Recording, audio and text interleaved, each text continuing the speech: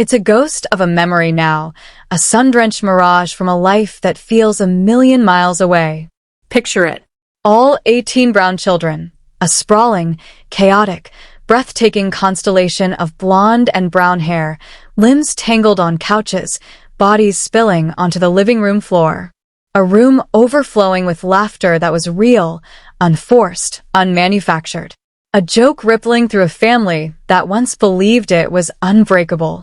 They were one unit, one identity, one fortress built on shared history, shared faith, and the dream of a plural family that would stand the test of time.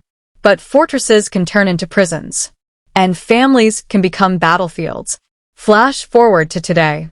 The laughter is gone, replaced by the cold blue glow of TikTok and YouTube thumbnails.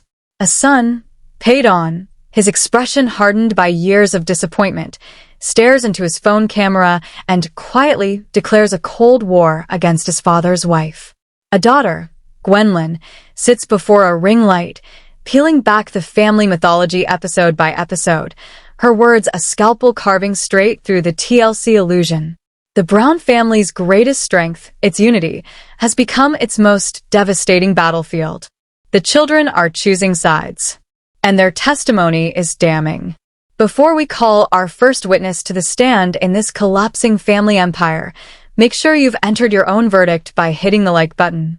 And if you don't want to miss a single piece of evidence as this dynasty continues to crumble, subscribe to SisterWives crew and ring that notification bell. Because the court of public opinion is now in session. The defendants, Kody Brown and his fourth, and now only, wife, Robyn Brown. The charges, parental neglect, emotional abandonment, and the systematic destruction of a once united polygamous family. And the prosecution? Not lawyers, not journalists, not tabloid reporters. Something far more powerful, their own children. The sons and daughters who grew up under the blazing lights of TLC's cameras, who are now stepping out of the shadows to finally speak their truth. There will be no objections, no closed-door meetings, No manipulative edits. only the raw, unfiltered testimony of the people who lived the Brown family story from the inside. Their words form a record so devastating it threatens to shatter the entire legacy the SisterWives brand was built upon. We will examine their statements, their TikToks, their live streams, their podcast interviews, not as gossip, but as sworn affidavits in a case that has been building for over a decade. The evidence is public. The jury is us. And the first witness to take the stand is the prodigal son, Pedon Brown. Pedon's testimony isn't loud. It isn't explosive. It's worse. It's calm, controlled. Delivered with the quiet resignation of a son who has reached the breaking point. In a single podcast interview, he reveals what fans once thought was unthinkable. He is not on speaking terms with Robyn Brown. No apologies. No softening. Just a clear line in the sand. He doesn't sugarcoat it. He doesn't dodge. He implies a toxicity so deep, so corrosive, that complete and permanent separation was his only path to mental survival. But why? What happened behind the closed doors of Kody and Robyn's Flagstaff mansion that pushed a son to emotionally divorce his own father's wife? The show gives us hints, arguments over COVID protocols, the infamous nanny rules, the creeping favoritism. But according to insider whispers from crew members who watched the slow-motion implosion unfold, the truth is far darker, more personal, and almost entirely scrubbed from the cameras. The theory, assembled from hushed conversations and off-camera observations, points to a single cataclysmic confrontation in the height of the pandemic. A moment so volatile it could never air on television. The setting, Kody and Robyn's fortress-like mansion. A bubble sealed by strict, selectively enforced rules. Rules no one else in the family believed in. Rules Kody refused to bend. Pedon, like Garrison and Gabe, was trying to maintain some shred of normalcy. Seeing his girlfriend, working, living, breathing, doing what young adults do when the world is falling apart. Then one day, Kody summoned Pedon to the mansion. Not for a conversation, not for resolution, for something else entirely. And according to those whispers, that meeting changed the Brown family forever. Robin entered the room, but she did not carry the air of a mother worried for her children. No, she strode in like a masterful interrogator, every movement precise, every glance calculated. Her questions cut like blades, aimed at Pedon's loyalty, his respect for Kody, and, most sharply, his concern for her youngest children, Solomon and Ariella. The room seemed to shrink under her scrutiny, the walls absorbing her intensity. Pedon, known for his short fuse and an unwavering sense of integrity, did not flinch. He recognized the performance for what it was. Robin's tears were not born of sorrow, they were weapons. A familiar tactic, one she had perfected over years, wielding it against Christine and others to bend narratives to her favor. Now, she used it to try and frame him as the villain, to cast herself as the wounded mother fighting for her family. But Pedon was not so easily intimidated. Something in him snapped, a spark of defiance that could not be quenched. He leaned forward, his eyes locking onto Robin's, and for the first time, he spoke not in defense, but in accusation. Those close to the family would later describe the moment as electric, a storm breaking over the living room. Pedon's voice, low but cutting, carried across the room. "You're the one who fractured this family. You've manipulated, controlled, and twisted everything around you." He turned to Kody, his words heavier now. "She has you on a leash, and you can't even see it." A hush fell. The tension was unbearable.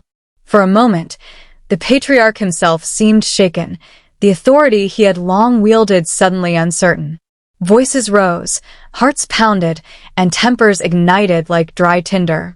Kody, seeing Pedon's defiance as a threat, threw his weight behind Robin, condemning Pedon's words as unforgivable.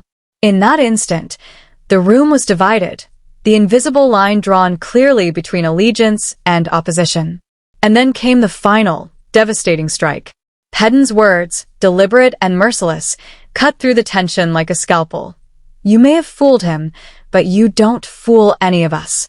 We all see you for what you are." Silence followed, thick and suffocating. It was not just an insult. It was a declaration, a challenge, a recognition of truth that the new hierarchy of the family could not abide. In that moment, Pedon's fate was sealed. He was excommunicated, removed from the circle, stripped of the family ties he had fought to protect. Robin remained, triumphant in her manipulation, while the fracture in the family deepened irreversibly, leaving a wound that would never fully heal. For years, she was seen as the bridge. The one who maintained connections across the fractured factions of the family, the one who stayed close to Robin long after her own mother's bond with her had cooled. Her words, when spoken, carried weight, not explosive, but undeniable. Because when even the diplomat begins to publicly confirm the fractures and align with her mother, the cracks in the family are no longer subtle, they are irreparable. Her testimony is not fiery accusation. It is quiet, deliberate, and immovable. She is the corroborating witness whose credibility is bolstered precisely because she hesitated to condemn for so long. Mykelti's stance is pro-Charlotte Christine. But in the zero-sum civil war of the Browns, being pro-Christine is, by default, anti-Kody and anti-Robin. Through her interviews and Patreon sessions, she validates her mother's feelings with careful precision. She confirms the unhappiness that had simmered for years, long before the cameras followed them to Flagstaff. She confirms that Kody, far from the devoted father he portrayed on screen, was largely absent in their Lehigh home, leaving Christine to shoulder the weight of 6 children and to act as the de facto caretaker for many of Janelle's children as well. This is not new information. But coming from Mykelti, a daughter who had long been a loyal observer, a defender of Robin, it becomes crucial verification. She disproves the narrative Kody propagated, that Christine's dissatisfaction was sudden, inexplicable, and unprovoked. Mykelti's voice says, "No. This was inevitable. This was a long time coming. And you, Dad, were the cause." Perhaps most striking is her evolving view of Robin. For years, she had been Robin's staunchest advocate among the older children, their bond genuine. But in her recent statements, a subtle shift emerges. She no longer defends Robin. She speaks of her with measured disappointment, confirming that many of Robin's claims of reaching out, of wanting connection with the other wives and children, were often exaggerated or outright false. In one revealing session, she dissected the infamous porch scene, where Robin claimed rejection from Christine and Janelle. Mykelti explained calmly, the offer was hollow. Years of attempts at connection had been met with what the OG family felt were barriers, excuses, and polite deflection. Robin's tearful on-camera plea? Too little, too late. Designed for an audience, not reconciliation. An intriguing layer here is the influence of Mykelti's husband, Tony Pedon. Once viewed as a quirky outsider, Tony reportedly became a pillar of clarity for Mykelti. Free from the family's history, the patriarchal hierarchy, and its culture of sweeping conflict under the rug, he allegedly witnessed favoritism and manipulation firsthand, and was unafraid to confront it with her. He encouraged her to see the family not through the lens of a daughter craving her father's approval, but through the perspective of a grown woman, a mother, someone who deserved better. Through Tony's support, Mykelti found the courage to publicly validate her mother's choices. Her testimony is no longer just hers. It is a reflection of someone who has stepped outside the bubble, who has witnessed the family's dysfunction with fresh eyes. Her diplomacy transforms into indictment. She is the living proof that even the most loyal, hopeful children could no longer ignore the toxic reality. And then there is the testimony of silence. While Christine and Janelle's children have raised their voices in a resounding chorus of dissent, Robin's children, Dayton, Aurora, Brianna, remain conspicuously mute. But silence, in this courtroom of public opinion, is evidence in itself. Their quiet becomes a statement, a testament to a family schism so deep that even blood ties cannot bridge it. Consider the context. These are young adults capable of expressing themselves, of curating social media, of forming opinions. Yet they are ghosts online, appearing only in curated snapshots of smiles and family events. They have never spoken publicly in defense of their parents, nor reached out to their siblings who have made their pain visible. Their absence is a deliberate construct, a shield crafted by Kody and Robin. The protective narrative they present, a father and mother shielding vulnerable children from chaos, masks a form of control. Observers argue that this insulation isolates Dayton, Aurora, and Brianna, fostering a loyalty enforced by proximity and dependence. Social media monitoring, restricted communication with other siblings, constant oversight. These measures allegedly create an us versus them mentality within the home. The young adults are biologically connected to their other siblings, yet they are forced into silence, complicit by necessity. From their perspective, life has improved. Kody is present. He is a full-time father. They have never competed for his attention. Their lives, in the context of the fractured family, have been preserved and protected. Their silence is the proof of the new Brown family paradigm, a monogamous nucleus masquerading as the sole surviving vestige of a failed polygamous experiment. This silence, this absence, becomes a flag planted firmly in Kody and Robin's newly established kingdom. And when contrasted with the vocal outrage of the OG children, it becomes irrefutable. In the Brown family, one is either inside the walls of the new kingdom or cast out. To understand the verdict, to truly grasp the new reality of this fractured dynasty, one must first understand the evidence. Mykelti's words. The silence of Dayton, Aurora, and Brianna. The careful, undeniable proof of a family that has been irrevocably redrawn. The allegiances of the 18 Brown children were not forged overnight. They were the product of years of observation, a slow, painful education in the brutal arithmetic of their father's affection. Each child's loyalty, or lack thereof, could be traced back to a simple, merciless equation: the love, attention, and respect their father gave to their mother. The children's court is not a court of law, it is a court of loyalty. And in this court, the evidence is etched on their hearts and broadcast across their social media feeds. Connect the dots, and a straight, unwavering line emerges, from a mother's treatment to a child's allegiance. Let us begin with the children of Christine, the woman who first dared to break the facade. Aspen, Mykelti, Pedon, Gwendlyn, Isabel, and truly, they carry a fierce, unshakable loyalty to their mother. To understand why, we must go back to the Big Blue House in Lehi, Utah. Long before cameras arrived, Christine was not merely the third wife. She was the backbone of the family. She cooked, cleaned, taught, nurtured. She raised not only her 6 children, but also many of Janelle's. Kody, meanwhile, rotated between wives, rarely present, rarely invested. The children watched, growing up steeped in the quiet sorrow of a mother who received little more than a passing nod of affection from her husband. This was their childhood, their normal. They learned early that their mother was last in the pecking order. And by extension, so were they. The move to Las Vegas promised equality. Instead, it placed the hierarchy under a microscope. Robyn, the new wife, was not integrated as an equal. She was crowned. Private dates with Kody contrasted sharply with rushed, chaotic family outings with Christine. Whispers of favoritism, moments of public humiliation. Most devastatingly, Kody's infamous therapy session declaration of disgust at Christine etched themselves permanently into their memory. But the ultimate breaking point came with Isabel's back surgery. A grueling, life-altering procedure. She needed her father.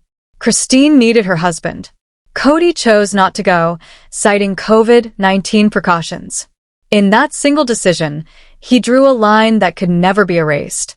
He told his daughter, and by extension, all of Christine's children, that Robyn's comfort outweighed Isabel's agony. It was the ultimate betrayal, and it gave them moral clarity. Their mother was right to leave. He had abandoned them long before. The aftermath is visible in Christine's social media. Vibrant, joyful, united with her 6 children and grandchildren, celebrating holidays, vacations, and life. Kody is absent, a ghost highlighting the love he never gave. Christine's children chose her. They chose a life free from hierarchy and neglect. Next, Janelle's children Logan, Hunter, Madison, Garrison, and Gabriel offer a different, yet equally damning, picture. Janelle's independence initially protected her, but Kody's neglect followed. Unlike Christine, their breaking point was slow attrition. His fixation on Robyn and her children, compounded by the pandemic, created a chasm. Gabriel's recounting of a forgotten birthday turned into a lecture, became a public symbol of disconnection. Kody's treatment of Janelle herself, forced to live in a trailer on Coyote Pass while Robyn occupied a mansion, spoke volumes. Her children watched a mother, strong and independent, treated as an afterthought. The RV became a physical metaphor of their place in the family hierarchy. Social media confirms it. Janelle's children celebrate each other, with their mother and with Christine's family, forming a new, blended family of the abandoned. Finally, the children of Robyn, Dayton, Aurora, and Brianna present the opposite spectrum. From the moment Kody courted Robyn, her children became his priority. He poured more time, love, and attention into them in months than some of his biological children had ever received. Legal adoption cemented it. The move to Flagstaff and the pandemic allowed them a full-time, present father. Kody and Robyn cocooned these 3, shielding them from the outside world and from their siblings. The result? Absolute loyalty. Their silence is telling. It is the sound of a family pruned, the old order erased, and a new, carefully curated nucleus established. The verdict is unmistakable. After Pedon's explosive declarations, Gwendlyn's incisive observations, Mykelti's quiet confirmation, and the deafening silence of Dayton, Aurora, and Brianna, the court of public opinion is unanimous. Kody Brown, the self-proclaimed patriarch of a celestial family, has failed the majority of his children. His sentence, estrangement, missed birthdays, holidays apart, grandchildren who know him only through television. And Robyn, while not guilty of neglect, she emerges as the architect of the new order. Masterfully wielding tears and victimhood, she secured Kody's devotion and time, leaving the majority of the family outside her kingdom. Her sentence, isolation among the children she sought to love. Her victory, total but costly. She is queen of a small, conquered realm, surrounded by a family that views her not as mother, but as conqueror. The Brown family, as the world knew it, is dead. Not killed by external pressures or polygamy, but by favoritism, neglect, and internal betrayal. Kody Brown's legacy will not be of a dynasty, but of 18 children, 13 lost to him. The case is closed. The children's verdict is in. The family is fractured, the empire dissolved, and the lessons of loyalty, love, and neglect written indelibly in history. Which testimony shocks you most? Pedon's blunt estrangement, Gwendlyn's sharp critique? McKelty's quiet confirmation? Comment below. And stay tuned, because the drama is far from over. Next, we dive into the multi-million-dollar question: who will inherit Coyote Pass?